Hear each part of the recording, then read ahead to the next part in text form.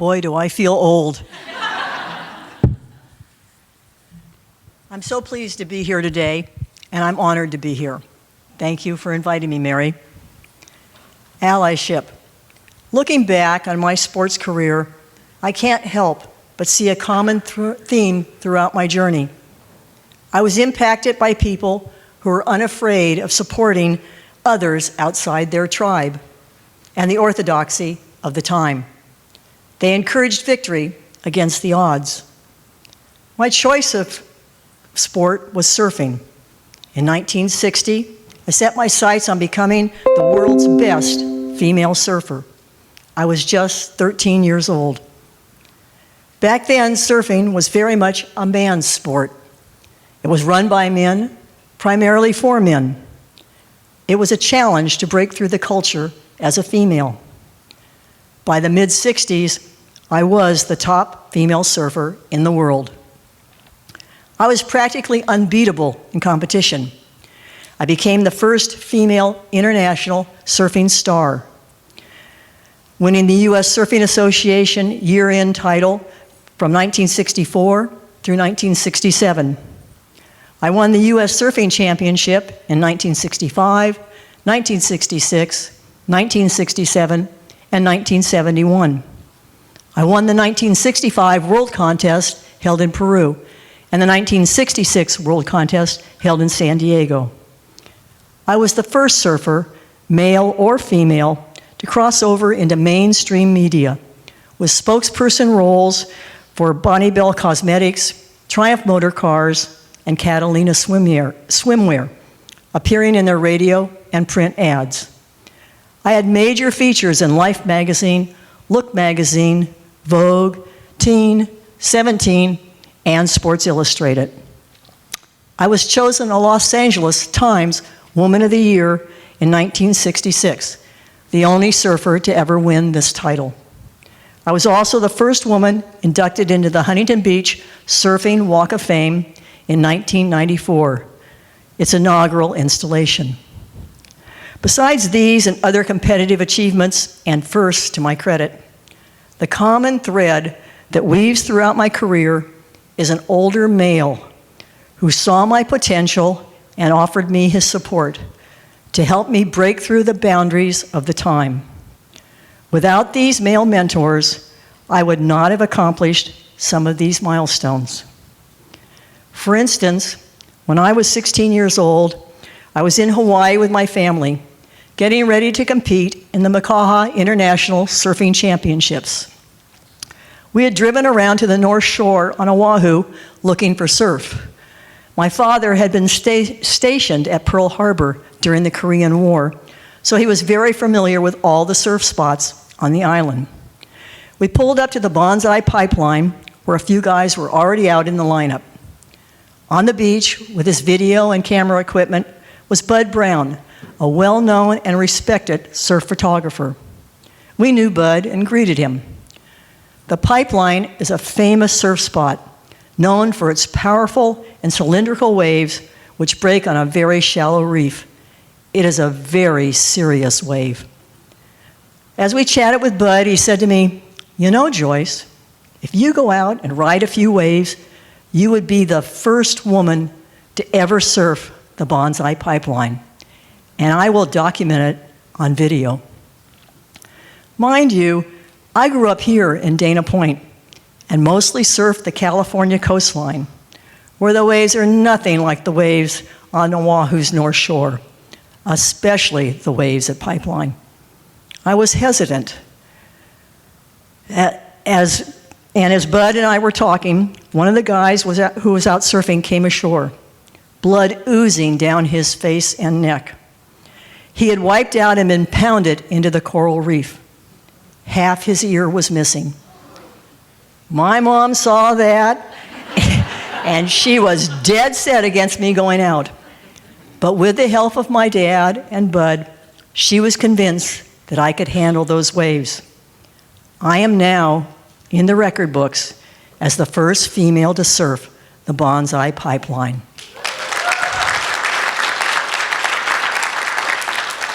Allyship, the key to unlocking the power of diversity. In the mid-1960s, all the rage was for surfboard manufacturers to feature special model surfboards for their top team riders. I rode for Hobie surfboards during that period. At the time, Hobie had the Phil Edwards model, the Corky Carroll model, and the Gary Proper model. I met up with Hobie at his shop in Dana Point one day and said, "You know, Hobie, I've won more contests than Phil or Corky or Gary combined. I think I should have a signature model." He said, "Wow, I never considered having a girls model, but you're right." He immediately sent me to work with Terry Martin, the iconic shaper, on a board design which became the Joyce Hoffman model. Allyship, promoting a culture of inclusion. In the early 1970s, I was living in Del Mar in San Diego County and surfing the local breaks regularly. I was approached on the beach one day by Gardner Stevens, the captain of the Del Mar lifeguards. He told me they were soon going to hold tryouts for the lifeguard department and wanted me to seriously consider participating.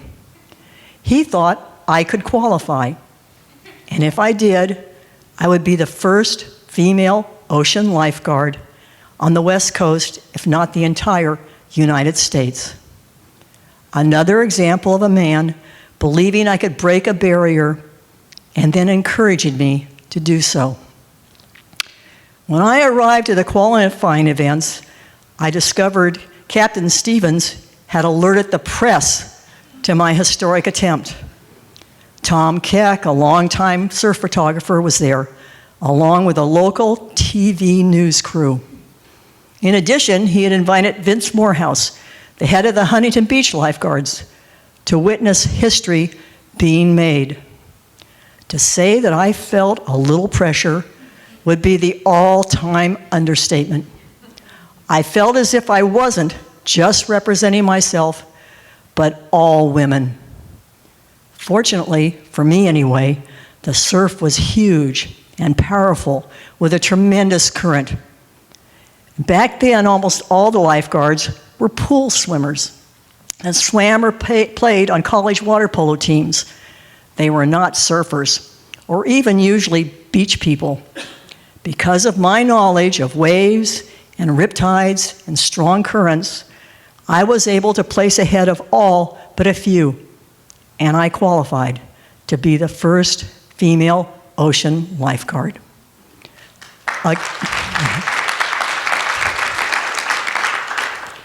Again, another man encouraging me to do something special, which I wouldn't have ordinarily considered, and then rooting for me to succeed. Allyship, being a positive mentor. And just this past January, I had a life-size bronze statue dedicated here in Dana Point's Waterman's Plaza, the first such statue of a female surfer in the world. It's very apparent to me I have benefited from many wonderful, supportive men who were not afraid to lend me a hand or point me in new directions. After surfing, I went into motocross and car racing and had the same positive experience with mentors, helping me break through stereotypes and orthodoxy. All of these men, I would argue, were the allyship of their era, on and off the waves. Thank you.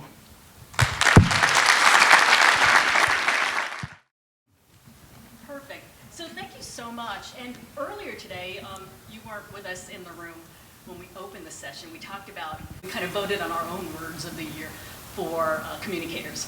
Now, surfing has its own language too, right? What are your favorite kind of surfing expressions? Ones that are kind of unusual that we may not know? Go for it. I think there's a lot of different words that come to mind, but there's one that stands out, and I hear it used outside of our culture as well, but it's stoked. It's just a word that encompasses so much. There's passion behind it, but there's also purpose.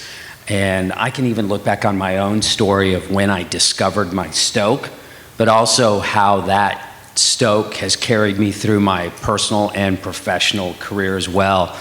So that's the one word that really, I think, sums up our culture to me. Oh, how about that, Joyce? What does the word stoke mean to you? It means 4 foot, hot and glassy, and no one else out. And me being 16 again.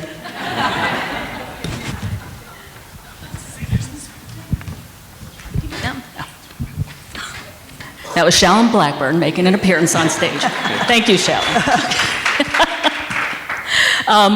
And some of the other ones that are kind of fun, right? I learned grom. What does grom mean?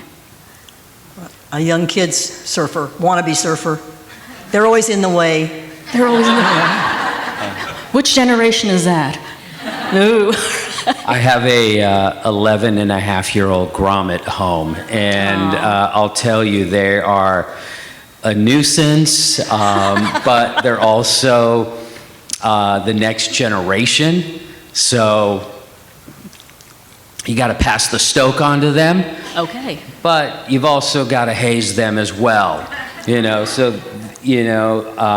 there are funny stories of my team, when I used to own a surf shop, how we would haze Groms to kind of, introduce them to manhood. But, it was, we shoved one kid in a surfboard bag and hung him over the railing of a 2-story building just to see if the board bag was strong enough, and if he fell, would he survive? Because if he didn't, the board would probably be damaged as well. But can't get away with that stuff now. I don't think so. And nothing leaves this room, by the way. So there you go. Cone of silence. Joyce, one last one. What's goofy-footed? I'm sorry, what's Goofy-footed? when you have your right foot forward instead of your left? Okay, so I think And that's more unusual. It's like being left-handed. It's not, the okay. common is the left foot forward, right foot back. That's the more common, like right-handed. And then the opposite is like being left-handed, goofy foot. See, I like that. I think we can do our own kind of surfing parallels to communications. Oh. We've got some of these, I think, ideas that we can turn over to communications as well. So, yeah, and that's the whole thing, right? So surfing culture has its own language. And then as you began to share with us, Joyce, in your story, thank you so much, amazing and inspiring. There are parts of, well, you looked at it as, you being in the right moment, in the right time, the right place. But I also want to say that you had amazing allies, but what really motivated you to really pursue surfing in particular? Well, I grew up loving the Olympics, and I wanted to be an Olympian. And so I tried out a number of sports. Fortunately, I was good at sports. So I tried out tennis, and I tried out snow skiing, and I tried out track and field. But I was like 11 and 12, and all of those meant my mom had to drive me around all over the place to pursue those, and I had 3 other siblings. So then one day, we lived at the beach. We lived on the sand. There was surf right out our front door, and my father had surfed and my uncle surfed, and I thought, well, it would be so much easier to do surfing, but it wasn't in the Olympics. Okay. And so I had to really think about it, because that had been my dream. But I thought, well, you know what? Maybe I can take surfing towards the Olympics, help get it on that path. And so when I started surfing, I was the first surfer, male or female, that took surfing seriously as a competitive sport and not just a fun time and recreation. And I brought in training, cross-training. I had a practice schedule. This was the 60s. Most of the surfers back then were into partying and, you can imagine, other things. So I had the mindset of an athlete, and they didn't. And nothing against them, but that was just my particular personality. So I think that was what I gave to surfing, and I like to think that the fact that it made it to the Olympics was in no small part from the original push that I gave it in the 60s towards becoming a legitimate sport. Let's not forget, when did surfing make it to the Olympics? Just the last Olympics. Okay, it took that long. It was a long time. Well, When you're this old, you get to be a legend. Everything's in like dog years. Every year's worth like 7. Well, just to add on to what Joyce is sharing, but her Olympic dream and surfing being part of the Olympics in Tokyo just a couple years ago, I think the bigger thing is that Joyce had the dream Yes. of being in the Olympics, but the Olympics first female gold medalist was Carissa Moore out of Hawaii. Okay. So you look and see that path and that trajectory, how far we've come, in just that amount of time. And, we've got, surfing is now in the Olympics. So Paris is around the corner, Los Angeles is 2028, and after that it's Sydney in 2032. So surfing is on a great path, and, part of that is because of Joyce and her generation paving the way. 100%, Joyce. Thank you for getting us started with that. You're welcome. Because of course, when we think about surfing culture, it's so imprinted in our minds what Hollywood created, right? And what the music industry created from the 1960s. Immediately, those things come to mind. But there's so much more. And I'm glad you talked about the allyship, because you can't always do it alone. You can't just have that dream and not have people around you. And I think we face that every day as communicators.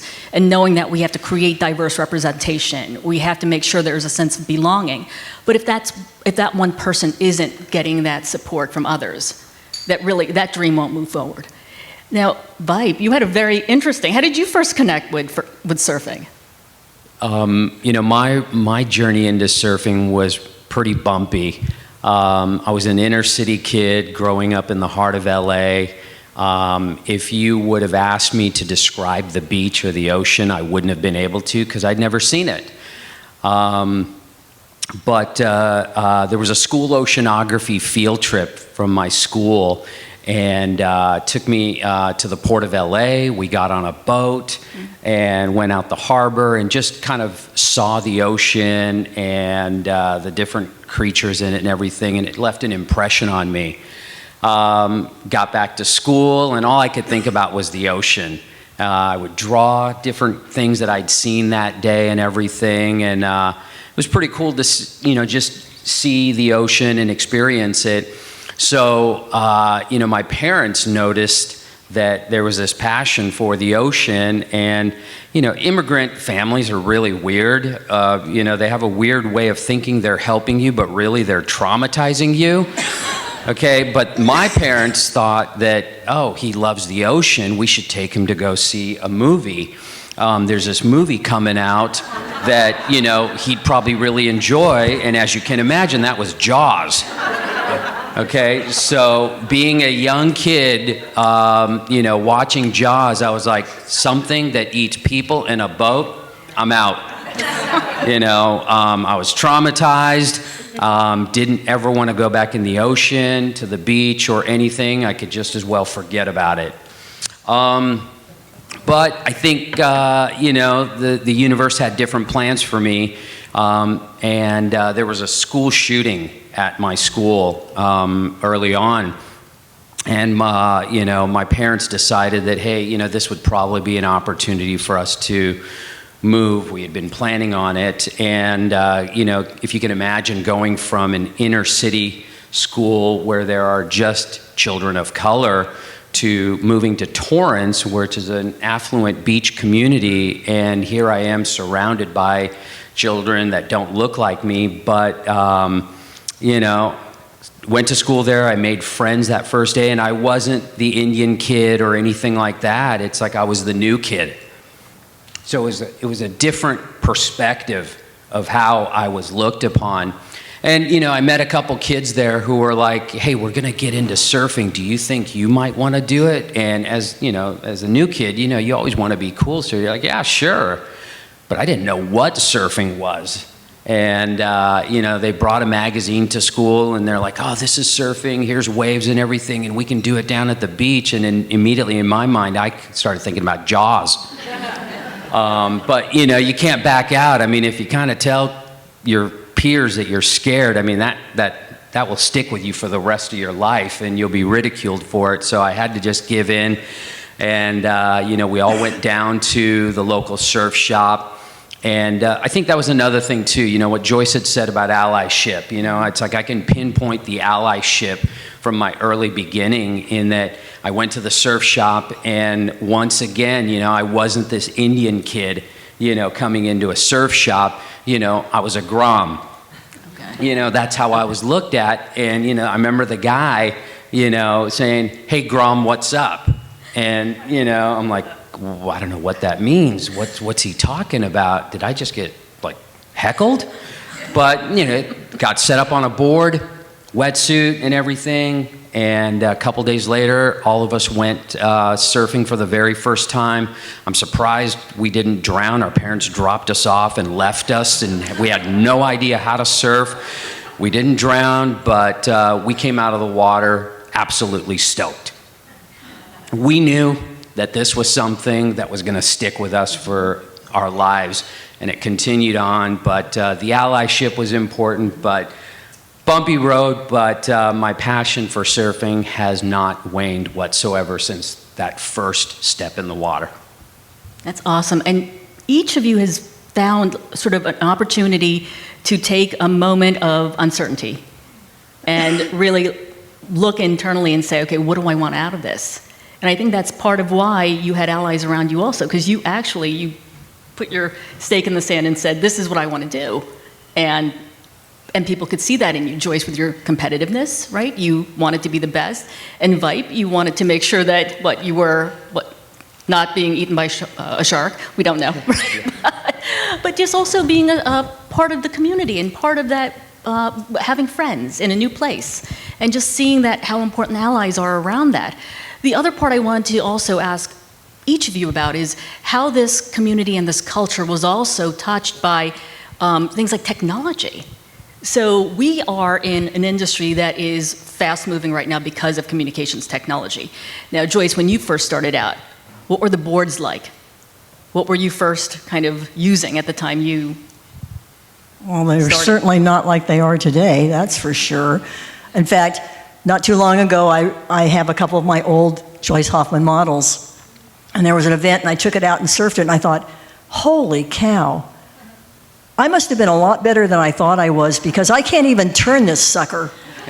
They're so heavy, and the rails were horrible. They were amazing that people could surf them as well as we did back then. So the technology is, like in all the sports, has just changed so much. And that's been really advantageous for women surfers because, naturally we're not as big and strong typically as men are.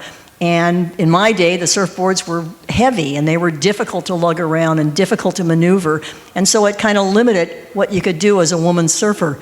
Now the women are pretty much on par with the men because the equipment is so much more conducive to a woman's less strength and still be able to pull off the maneuvers and whatnot. So it's really opened up surfing for women with all the new technology. Just to give us, how long were the boards and what were they made of? Well, I'm not so old that they were made of redwood. I'm younger than that. They had gone to balsa wood and then to foam. So they went from like 125 pounds to probably 50 pounds. Wow. And they were typically, when I was surfing in the beginning, I would surf a 9.6 surfboard. Today, somebody my size would probably surf a 5.6. A lot less board to, maneuver around on the waves. Yeah.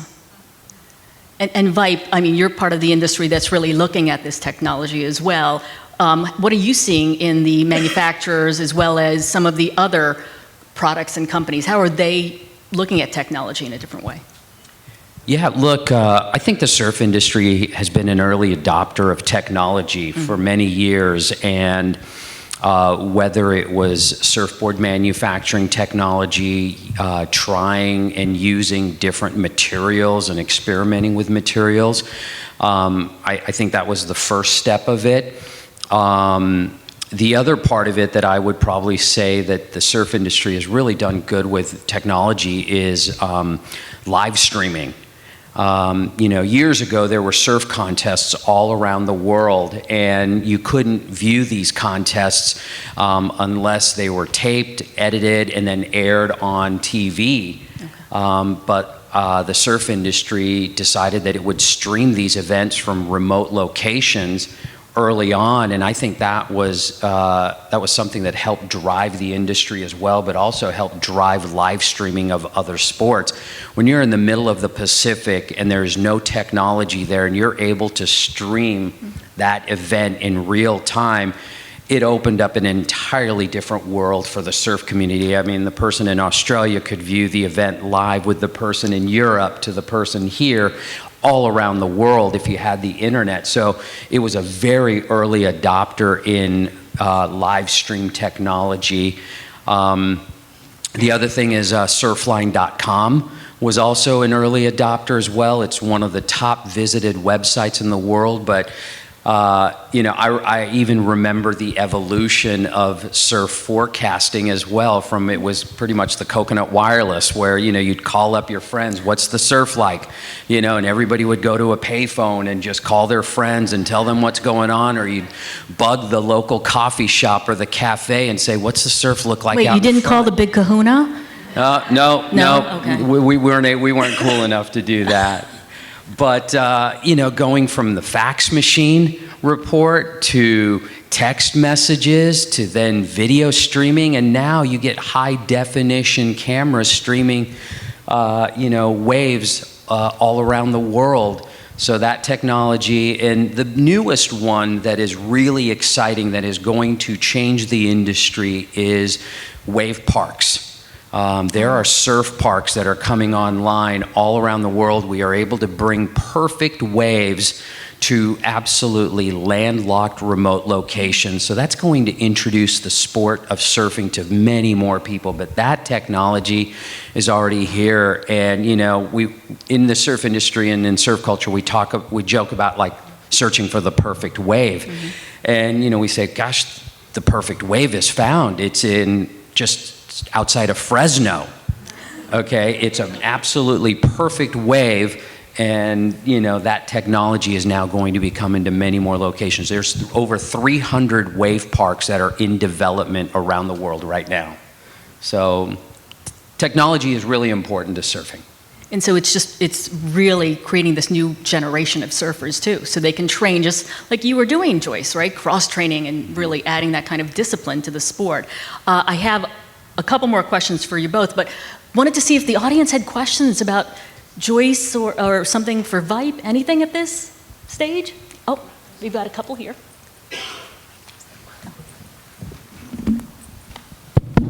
Thank you, Justin. Joyce, thank you for your inspiration. It was really wonderful. I'm curious, this morning when I was taking a walk, I saw the Dana Point, I'm guessing high school surf team headed out to go do some training, and I was really fascinated that there were so many young women that were out there among the young boys. What type of advocacy or allyship have you provided for other younger surfers? Well, I've always tried to be a positive mentor, and always tried to reach out and help women pursue the sport that I love.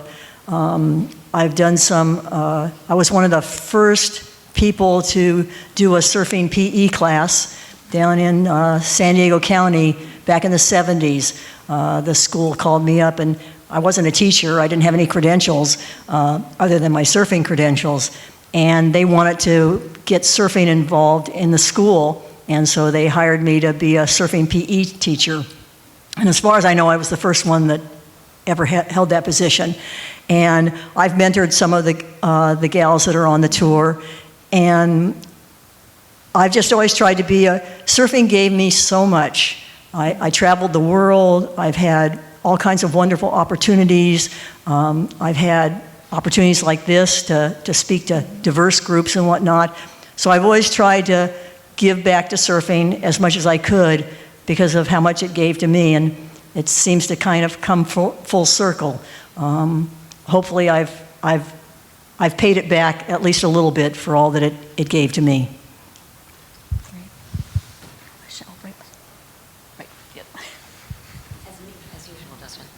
Hi, thanks to both of you.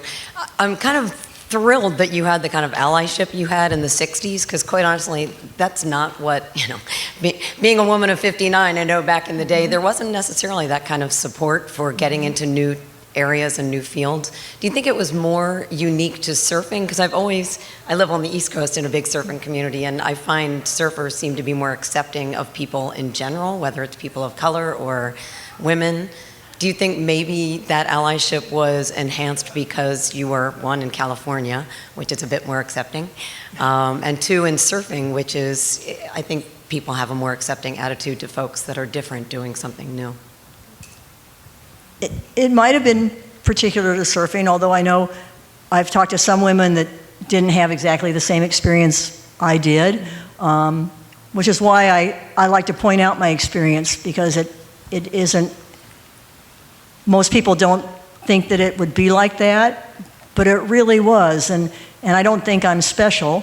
I do think in surfing, like any other sport, you tend to be judged on how good you are, whether you're a boy or a girl or whatever.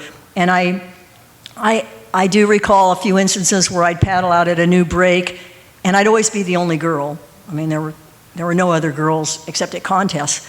And I'd paddle out a break, and you could see the guys kind of sizing you up and stuff and deciding whether you could surf or you were just going to be a buoy, that you just floated around out there and you were in the way. And as soon as they saw that you could surf, and often I could surf better than most of them, they were totally 100% accepting and actually defended me against any new guys that came out and started to give me a vibe or something. So I like to think that I wasn't exceptional in that reception, and that's one of the reasons I go out of my way to point out what my relationship was and how I was treated, because I think guys get a bad rap most of the time, and that wasn't my life, that wasn't my experience.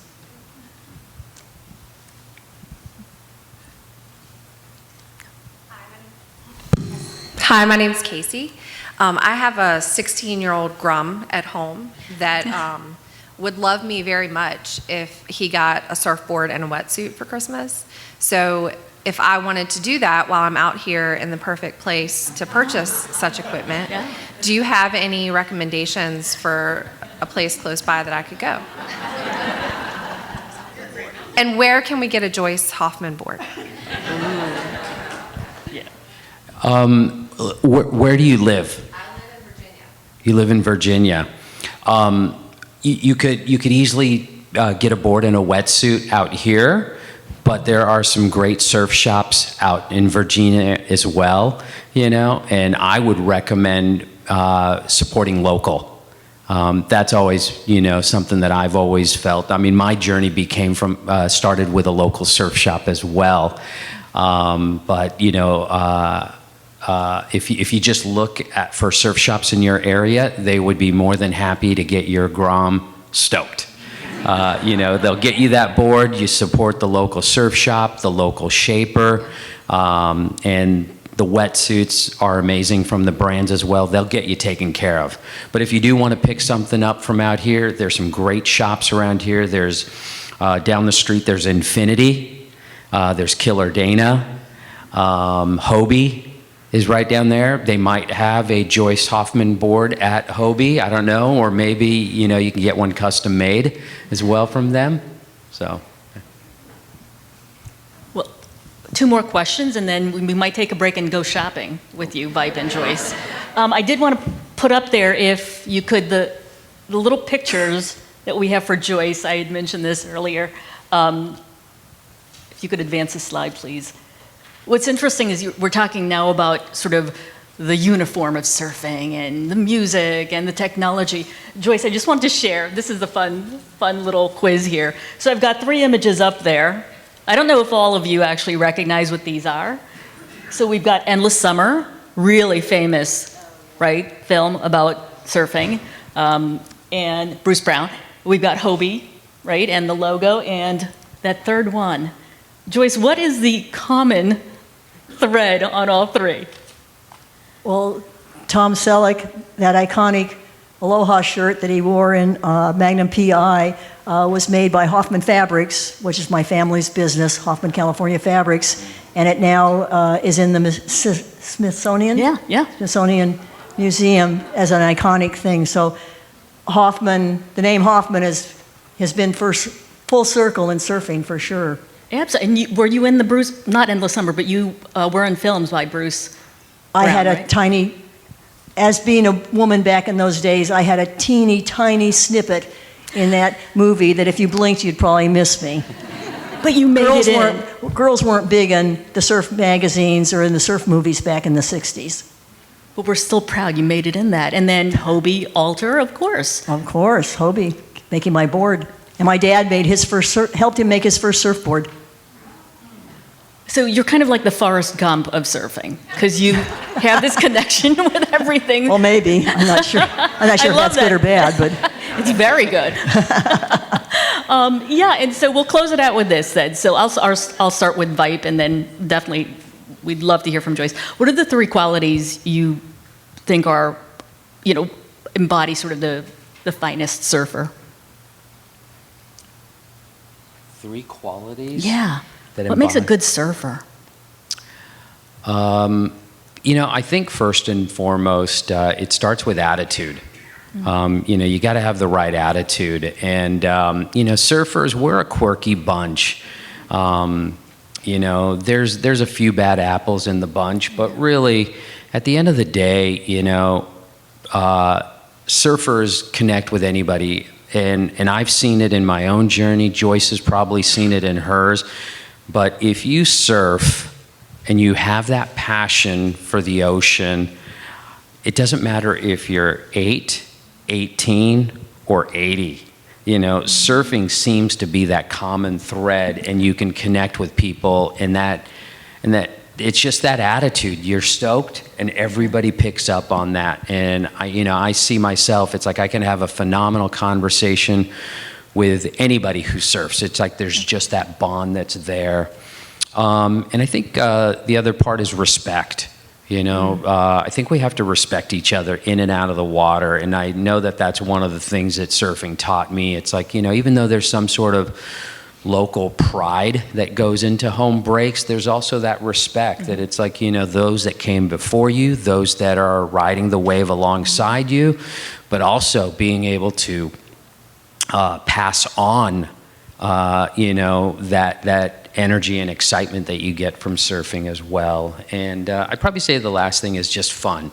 We have to have fun in what we do. And I see so many guys and girls that have made surfing part of their life and their lifestyle and everything. And you see how just, they have so much fun being a parent or, having a family and everything. But to me, those three things are really key characteristics. Everything else will come naturally. If you want to be a professional surfer, the performance will come. But the other three things, I think, are a really good foundation to build a career around surfing. So attitude, respect, fun. Fun. Yep. Got it.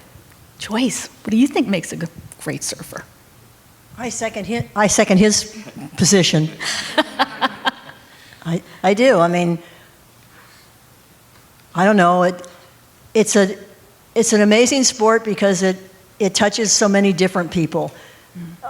All kinds of people love surfing. It's, whether they're athletic or not, if they got out on the beach, it's a being in the water is such a zen, if I can say it, type thing. It's like going back to your roots somehow. I don't know, maybe it is or whatever, but there's a real sense of specialness. And I think that's why there's a camaraderie among people who love surfing, because we all get that same calm, zen feeling out there that, wow. I mean, for me, it really is, because it's been my life. So when I'm out surfing, it's a special place to me. It's almost like sacred. And I think a lot of people share that sense of it, and you can feel that they're sharing that sense when you're out there. I mean, you paddle out and you sit up on your board and you look around and everybody's got a big smile on their face and they're all, chit-chatting and passing the time and whatnot. They're not even paying attention to the waves half the time. It's this group of people just getting together who all share this same passion. And I don't think there's many times during the day that you get to be in that kind of a situation. And it's very special feeling. And you come in, there's no bad day surfing. Even if the surf sucks, and you didn't get one good wave, you still come in and kind of go, oh, wow, that was pretty terrific. And I'm going to do it again and again and again, as long as I can. You still are. Joyce is still surfing. Amazing. So what is the opposite of Grom then? So if Grom is kind of the newbie. Like old fart? No, you know what? Once a Grom, always a Grom. Oh, okay, so okay. Joyce is still a I kinda Grom like that, yeah. as well. But to add something that Joyce said, it's like we have a funny saying in surf culture, okay? A bad day surfing is still better than a great day in the office. Okay, and that is true. I think those are the words we need to walk away with here. And yeah, we want to create that surfing zen here at Council and take that back with us into the office. So thank you so much for joining us, Joyce and Vipe. Now, Joyce and Vipe are going to join us for lunch, so you'll get a chance to just, ask your questions if you want, get to know a little bit more about surfing. I don't think we're going to go in the water, right? Hey, look, right down the hill here is one of the most iconic waves in the world. It's Salt Creek. Okay, I would say if there's three things that you do while you're out here, if you have time and you have transportation, is one, down the street is the Surfing Heritage and Cultural Center. It's an incredible place in San Clemente, just south of here, about 10 minutes. And it has the best collection of surfing culture and history that you will ever see anywhere. So if you have some time and you can get away, check that out. Second, the other side down the hill is the Ocean Institute. If you have little ones at home and you want to bring something back, the Ocean Institute is an incredible facility that helps young people get introduced to the ocean. So pick up a plushie or a book. But at the very least, if you can, go down the beach here and put your feet in the water. Okay, I'm telling you, like, surf therapy is real, and getting your feet into the water, probably walk away pretty happy. That sounds great. And just to close things out, to celebrate Joyce's time here with us and how you've inspired us, we will be making a donation to the Surfing Heritage and Cultural Center. So thank you very much. So with that, we will break for lunch, but Joyce and Vipe will join us as well, and we will see you back here at 1:15.